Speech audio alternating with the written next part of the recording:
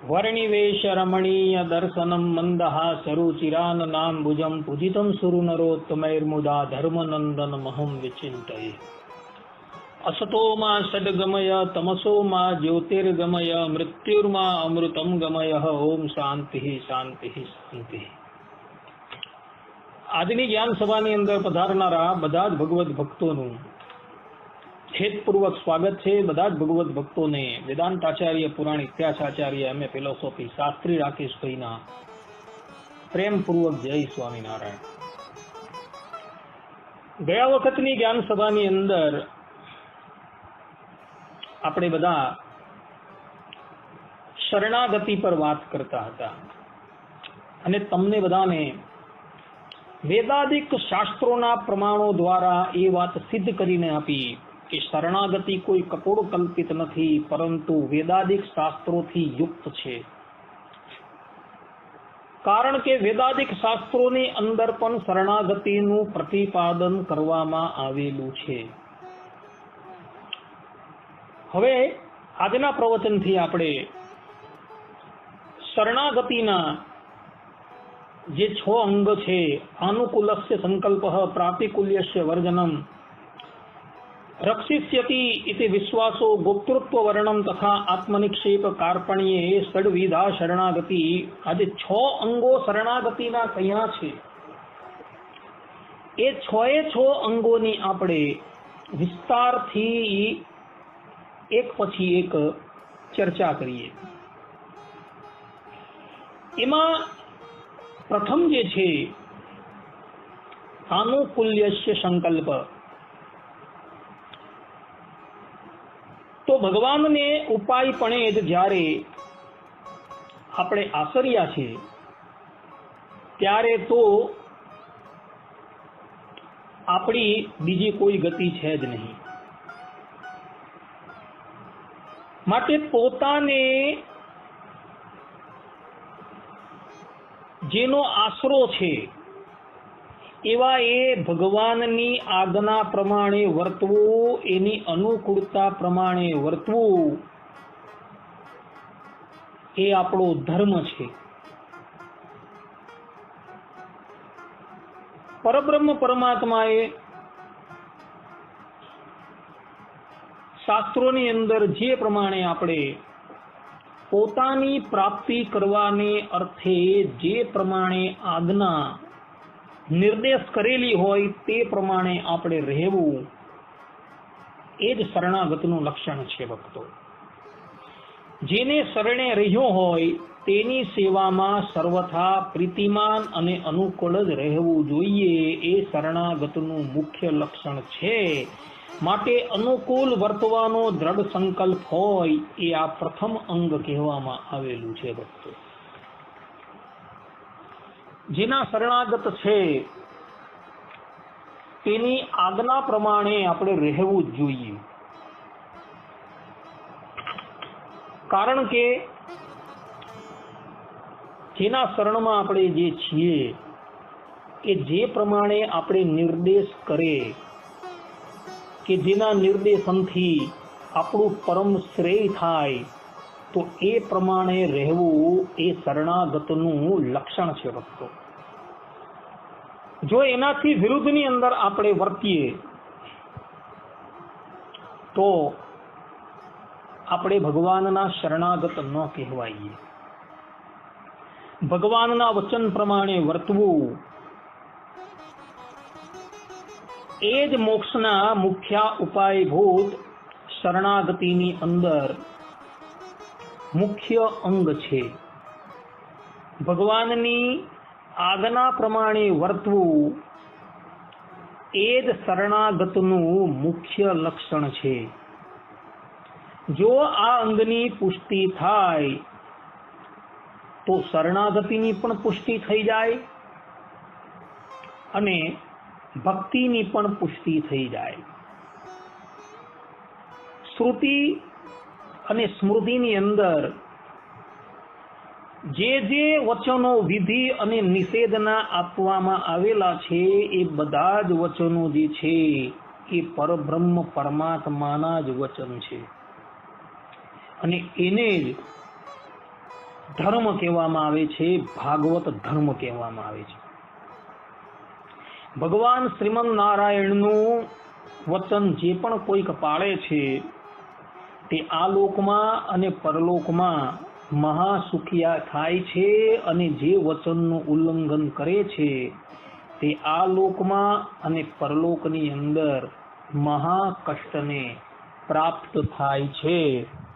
એવું ભગવાન સ્વામિનારાયણ પણ પોતાના સ્વહસ્તે લખેલી શિક્ષાપત્રીની અંદર સ્પષ્ટ રૂપે કહી રહ્યા છે.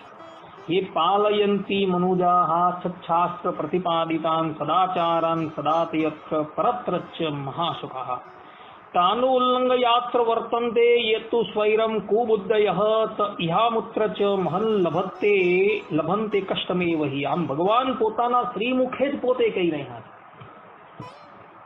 કે જે ભગવાનની આજ્ઞાનું ઉલ્લંઘન કરે તે આ લોક અને પરલોકની અંદર મહાકષ્ટને પામે છે, અને જે એ પરબ્રહ્મ પરમાત્માની આજ્ઞા અનુસાર વર્તે છે એ વ્યક્તિ આ લોક અને પરલોકની અંદર મહાસુખીઓ થાય છે. શ્રુતિ સ્મૃતિર મમેવાજ્ઞા યસ્માત ઉલ્લંઘ્ય વર્તતે આજ્ઞા ભંગી મમ દ્વેષી સમદ ભક્તો નવૈષ્ણવૈ. શ્રુતિ અને સ્મૃતિ જે છે એ પરબ્રહ્મ પરમાત્માની જ આજ્ઞા છે.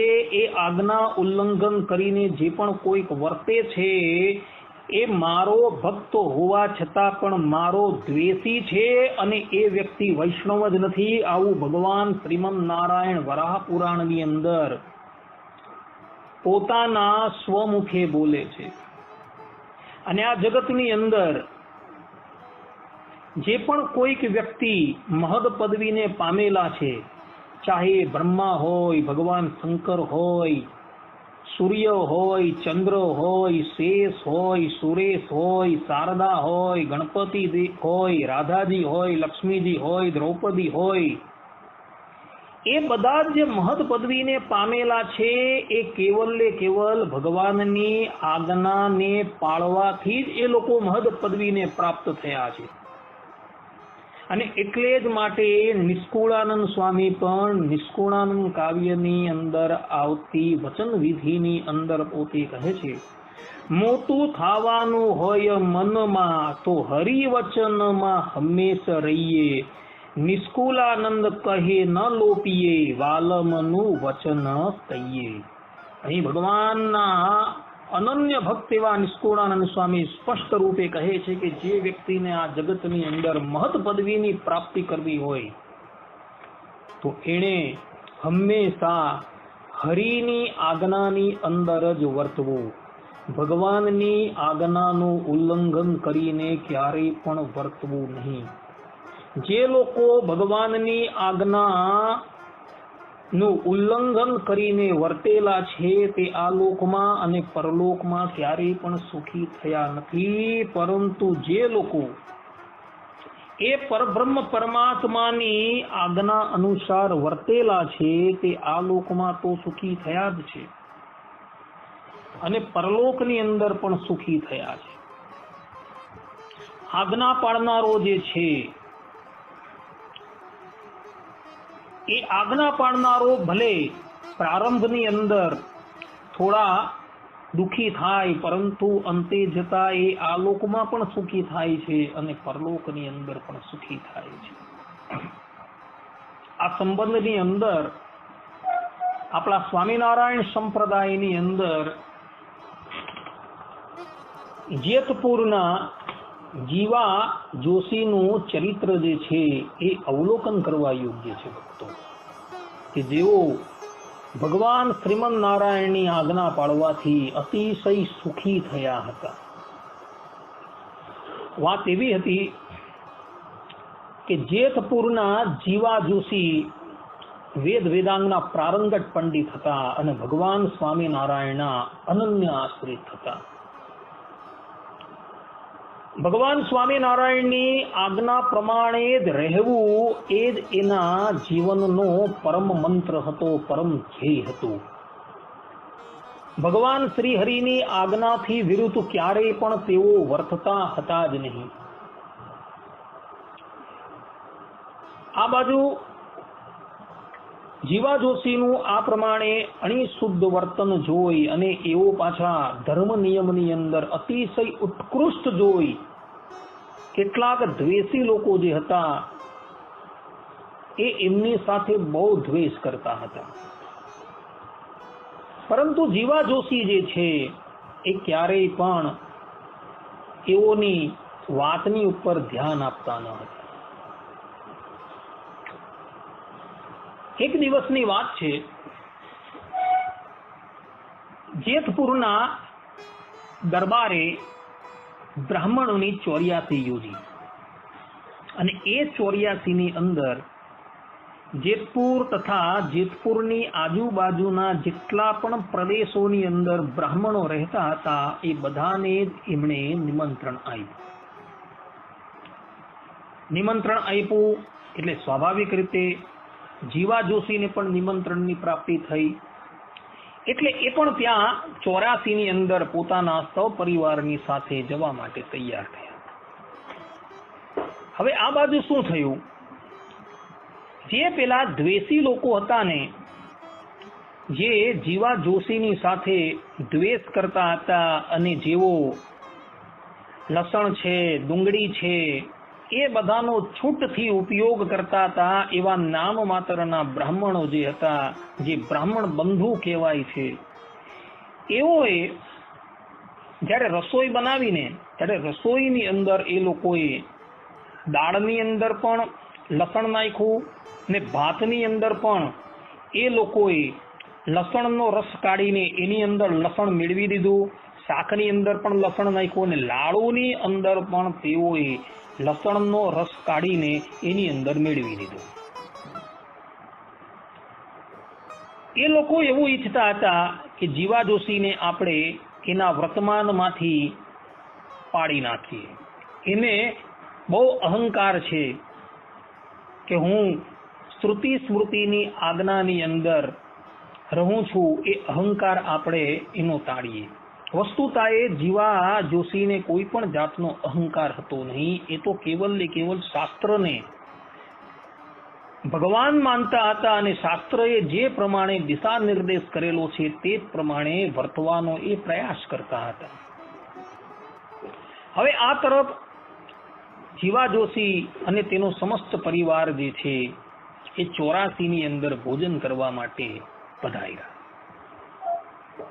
પરંતુ જ્યાં ભોજન પીરસાયું ત્યારે એણે અને એના પરિવારે જોયું કે જેટલી પણ કોઈ સામગ્રી જે છે એ સામગ્રીની અંદર તો લસણ નાખવામાં આવેલું છે અને શાસ્ત્રોની અંદર વિધાન છે કે જો જાણવા છતાં જાણી જોઈને જો લસણ ભક્ષણ કરવામાં આવે, લસણવાળી રસોઈ જે છે એ ભક્ષણ કરવામાં આવે તો એનું પ્રાયશ્ચિત જે છે એ 3 દિવસનો ઉપવાસ છે. અજાણતાથી જો લસણ ભક્ષણ થઈ જાય તો 1 દિવસનો ઉપવાસ, એવું શાસ્ત્રોની અંદર લખેલું છે. એટલે જીવા જોશી તો ભોજન શરૂ થાય એ જ પહેલા ઊભા થઈ ગયા. એટલે પેલા બ્રાહ્મણોએ કહ્યું કે વિપ્ર દેવતા આપ ઊભા કેમ થઈ ગયા? ત્યારે જીવા જોશી અને એના પરિવારે કહ્યું કે ભાઈ સમસ્ત રસોઈઓની અંદર તો લસણ કાંડો નાખેલા છે, તો અમારા ઈષ્ટદેવ અને શાસ્ત્રોની આજ્ઞા છે કે લસણ અને ડુંગળી ક્યારેય પણ ભક્ષણ ન કરો. જીવા જોશી ઊભા થઈ ગયા એટલે પેલા દ્વેષી બ્રાહ્મણો હતા એ દોડતા દોડતા જેતપુરના જે દરબાર હતા જેને આ રસોઈ આપેલી હતી તેની પાસે આવ્યા અને એને બધી વાત કરી કે એક પણ વ્યક્તિ 84 માંથી ભોજન કરતા પહેલા જો ઊભો થઈ જાય તો 84 કરાવનારાને કોઈ પણ આનું ફલ પ્રાપ્ત થતું નથી. હવે રાજા વાજા ને વાંદરા એને તો આ બ્રાહ્મણોની વાત સત્ય માની લીધી અને એ બ્રાહ્મણોએ કહ્યું કે ભાઈ જીવા જોશી અને એનો પરિવાર જે છે એ આ 84 નો ત્યાગ કરીને જઈ રહ્યા છે. એટલે પેલા રાજાએ પોતાના સેવકોને કહ્યું કે જીવા જોશી અને એના પરિવારને અમારી પાસે બોલાવી લાવો. આજ્ઞા થતા સેવકો જીવા જોશીને રાજાની પાસે લાવીને ઉપસ્થિત કરે છે અને જીવા જોશીએ પોતાની બધી વાત હતી એ રાજાને કરી. ત્યારે રાજાએ કહ્યું કે ભાઈ એમાં લસણ અને ડુંગળીની અંદર શું રહ્યું છે, એ તો સમુદ્ર મંથનમાંથી પ્રગટ થયેલી છે, તો એને ગ્રહણ કરવાની અંદર 100 દોષ. ત્યારે જીવા જોશીએ કહ્યું કે દોષ એ છે કે એ રાહુની ઉલટી છે. રાહુના મુખની અંદર ભગવાન શ્રી હરિએ અમૃત નાખ્યું અને સૂર્ય અને ચંદ્રમાએ એનો ભેદ ખોલી દીધો અને ભગવાન શ્રીમદ નારાયણે સુદર્શન ચક્રથી રાહુનું મસ્તક કાપતા એના મુખમાંથી જે અમૃતનો ઘૂંટડો બહાર નીકળ્યો એ ભૂમિ પર પડ્યો અને એની લસણ થઈ ગયું અને એના મુખમાંથી જે એની શ્વાસ નળી કપાઈને બહાર આવી એ કાંદો કહેવાય.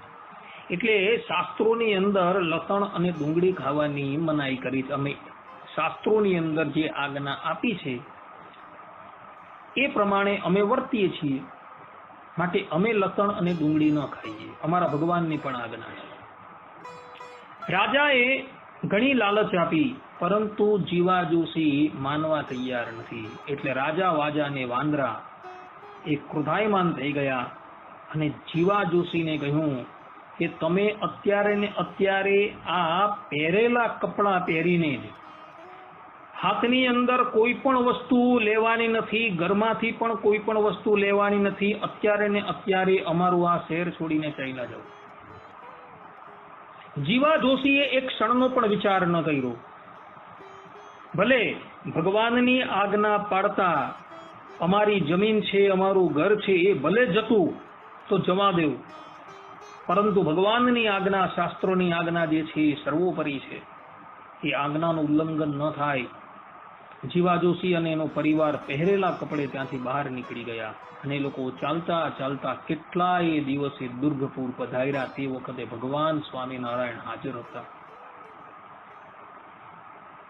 ભગવાન સ્વામિનારાયણ પાસે આવ્યા અને બધી વાત કરી. ભગવાન શ્રી હરિ ઉભા થયા અને એને બાટમાં ઘાલીને મળ્યા અને દાદા ખાચર જે દુર્ગપુરના રાજા હતા એને કહ્યું કે આ પવિત્ર બ્રાહ્મણ આવેલા છે, એની ઉતારાની વ્યવસ્થા તમે કરો, ભોજન આદિકની વ્યવસ્થા કરો.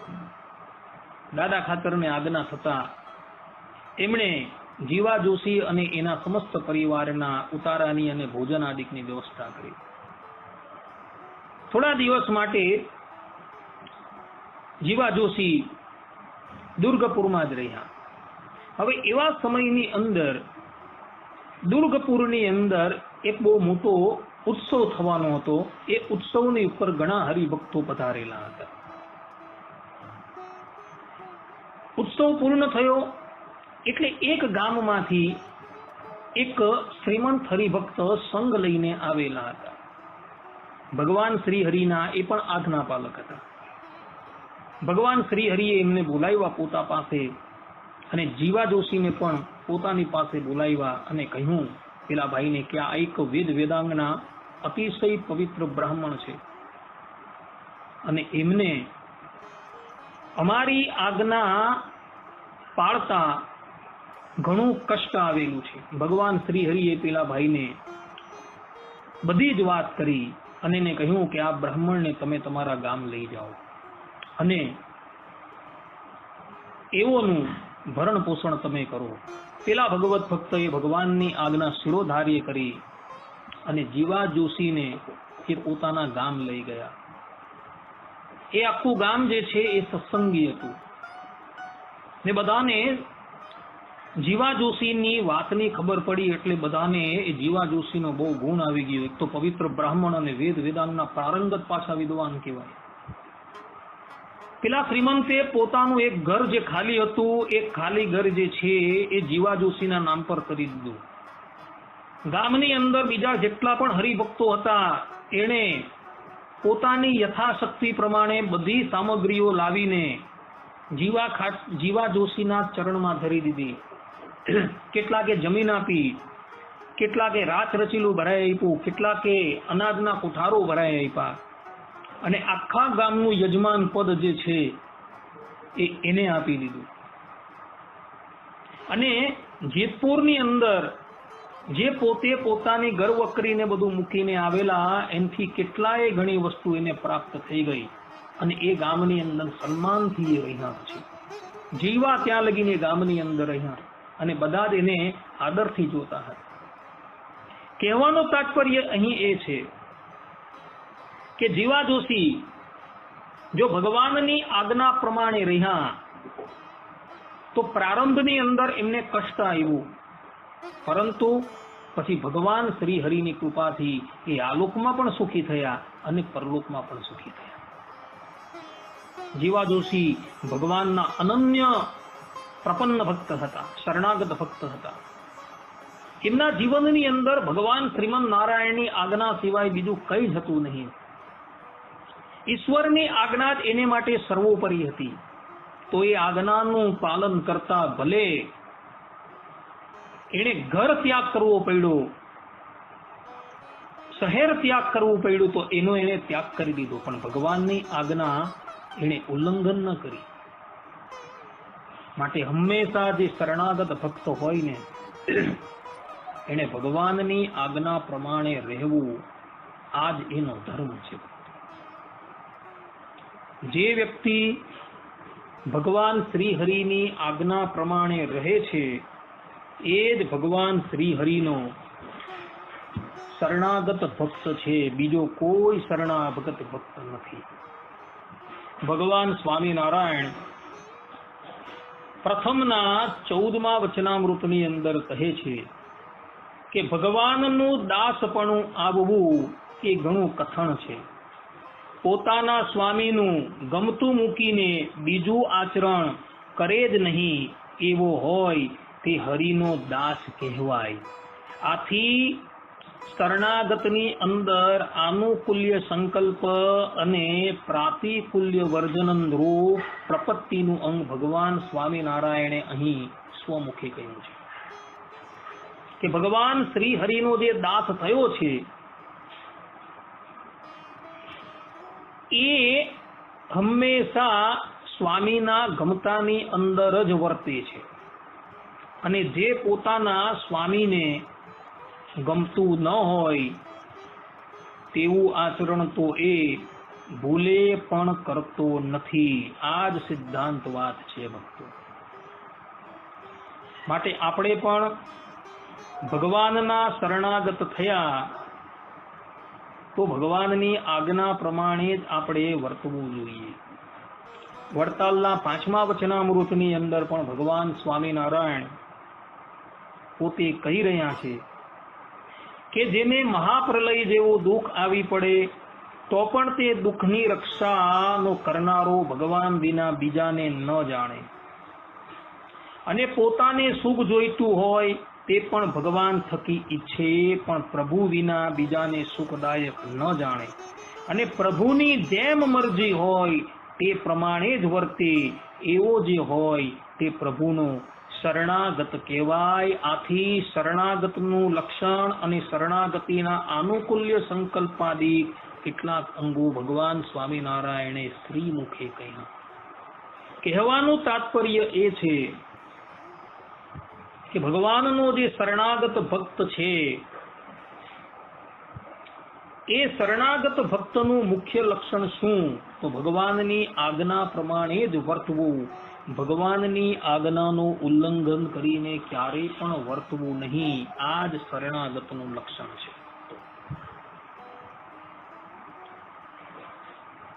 મહાભારતની અંદર પાંડવોનું ચરિત્ર છે. આ પાંડવોની અંદર ભગવાનની આજ્ઞાને પાળવાનું એ લોકોને જાણે વ્યસન હતું. એ લોકો ભગવાન શ્રી કૃષ્ણની આજ્ઞા પ્રમાણે જ હંમેશા કાર્ય કરતા હતા.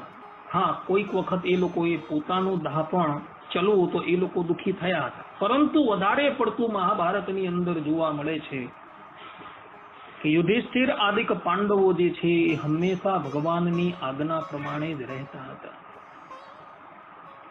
મહાભારતના યુદ્ધની અંદર 18મા દિવસે જ્યારે ભીમની ગદાએ દુર્યોધનની જંગા તોડી નાખી અને પાંડવો વિજયી થઈ ગયા, ત્યારે શ્રી કૃષ્ણ ભગવાન પાંડવોને કહે છે અને સાથે સાથે પાંડવોના પુત્રોને પણ કહે છે કે આજે આપણે બધાએ આપણો જે વિરામ, આપણો જે ઉતારો, આપણો જે વિસામો એ કૌરવોના શિબિરમાં કરવાનો છે. 5 પાંડવો તો કઈ બોલ્યા નહીં, એ લોકો કહે કે જેવી પ્રભુ તમારી આજ્ઞા. પરંતુ પાંડવોના જે પુત્રો હતા ને એ લોકોએ કહ્યું કે પ્રભુ અમે તો અમારા એટલે કે પાંડવોના શિબિરમાં જ સુવાના છીએ, ભગવાન શ્રી હરિ કઈ બોલતા નથી. આટલું કહીને ભગવાન શ્રી કૃષ્ણ પાંડવોને કૌરવોના શિબિરમાં સોડાવીને ત્યાંથી હસ્તિનાપુર ચાલ્યા જાય છે. અને એ જ રાતે અશ્વત્થામાએ આવીને પાંડવોના શિબિરની અંદર સૂતેલા દ્રૌપદીના 5 દીકરાઓ ધૃષ્ટદ્યુમ્ન અને બાકીની બધી જ સેનાઓનો સંહાર કરી દીધેલો. ભગવાનની આજ્ઞા પાળવાથી પાંડવ લોકો જે હતા, જે કૌરવોના શિબિરની અંદર સૂતેલા હતા, એ આબાદ બચી ગયા. પરંતુ ભગવાનની આજ્ઞાનું ઉલ્લંઘન કરવાથી દ્રૌપદીના પુત્રો જે છે એ કાળ ધર્મને પ્રાપ્ત થઈ ગયા. આવી જ બીજી એક ઘટના જે છે એ 18મા દિવસે ઘટેલી હતી. વાત એવી હતી કે નિત્ય જ્યારે યુદ્ધ પૂર્ણ થાય અને સૂર્યદેવ અષ્ટાચલની ઉપર જાય ત્યારે બધા પોતપોતાના શિબિરમાં આવે, ત્યારે ભગવાન શ્રી કૃષ્ણ અને અર્જુનજી પણ શિબિરમાં આવે અને રથ ઉપરથી પહેલા શ્રી કૃષ્ણ ભગવાન ઉતરે અને પછી અર્જુનજી ઉતરે. પરંતુ 18મા દિવસે એક વિચિત્ર ઘટના થઈ. ભગવાન શ્રી કૃષ્ણ રથ લઈને જેવા શિબિરમાં પહોંચ્યા ને એટલે ભગવાન શ્રી કૃષ્ણએ અર્જુનને કહ્યું કે અર્જુન આજે તું પહેલા ઉતર. અર્જુન કહે કે નિત્ય તો આપ ઉતરો છો. ભગવાન શ્રી કૃષ્ણએ કહ્યું કે અમારી આજ્ઞા છે, તું પહેલા નીચે ઉતર. અર્જુનજી નીચે ઉતરા અને ત્યારબાદ શ્રી કૃષ્ણ ભગવાન નીચે ઉતરા. અને જેવા 40-50 કદમ બંને જણા દૂર ગયા ને એટલે પેલો રથ હતો ને એ બળીને ભસ્મીભૂત થઈ ગયો, એની રાખ પણ નહીં મળી, ગોળા સાથે ભસ્મીભૂત થઈ ગયો. અર્જુનજીએ શ્રી કૃષ્ણ ભગવાનને આનું કારણ પૂછ્યું. ત્યારે ભગવાન શ્રી કૃષ્ણ કહે છે કે અર્જુન, મહાભારતના યુદ્ધની અંદર તારા દિવ્ય રથને એટલા બધા દિવ્યાસ્ત્રો લાગેલા હતા, દ્રોણના, ગંગાપુત્ર ભીષ્મના, કર્ણના, અશ્વત્થામાના, કે જો હું આ રથની ઉપર ન હોઉં ને તો એ રથ જે છે એ તારા સહિત બાળીને ભસ્મ થઈ જાય. પરંતુ અમે અમારા સામર્થ્યથી આ રથને જેમ છે તેમ ટકાવી રાખેલો. આજે આ યુદ્ધ પૂર્ણ થઈ ગયું, હવે આ રથની જરૂર નથી. એટલે જેવો હું અને તારી ધજાની ઉપર બિરાજમાન હનુમાનજી મહારાજ અહીંથી જેવા વિદાય થયા ને એવો તારો આ રથ જે છે એ બળીને ભસ્મ થઈ ગયો. કહેવાનું તાત્પર્ય એ છે કે અર્જુનજી જો ભગવાનની આજ્ઞા માનીને રથમાંથી પહેલા નીચે ઉતરા તો એને માટે એ સારું થયું. અન્યથા જો ભગવાનની આજ્ઞાનું ઉલ્લંઘન કરતે તો એ રથ સાથે બળી જતે. માટે શરણાગત ભગવદ ભક્તોનું એ પ્રધાન લક્ષણ છે કે ભગવાનની આજ્ઞા પ્રમાણે હંમેશા વર્તવું, ભગવાનની આજ્ઞાનો વિચ્છેદ કરીને ક્યારેય પણ વર્તવું નહીં. આ સિદ્ધાંતો. આટલું કહીને હું મારી વાણીને વિરામ આપું છું. આજે શરણાગતિનું પ્રથમ લક્ષણ જે કહેવામાં આવે આનુકૂલ્ય સંકલ્પ એટલે કે ભગવાનની આજ્ઞા પ્રમાણે વર્તવું એ લક્ષણ અહીં પૂર્ણ થાય. હવે કાલની સભાની અંદર આપણે પ્રાતિકૂલ્ય વર્જ્ય આ લક્ષણની ચર્ચા કરશું. આ લક્ષણ છે બહુ મોટું છે ભક્તો. એની અંદર આપણે વિવિધ ચરિત્રોને શ્રવણ કરતા થતા આ લક્ષણની ચર્ચા કરશું. ત્યાં લગીન બધા જ ભગવદ ભક્તોને જય સ્વામિનારાયણ. સર્વે સંતુ નિરામય, સર્વે સુખીનો ભવંતુ, સર્વે ભદ્રાણી પશ્યંતુ, મા કશ્ચિત દુઃખાગ ભવેત. અસ્તુ. જય સ્વામી.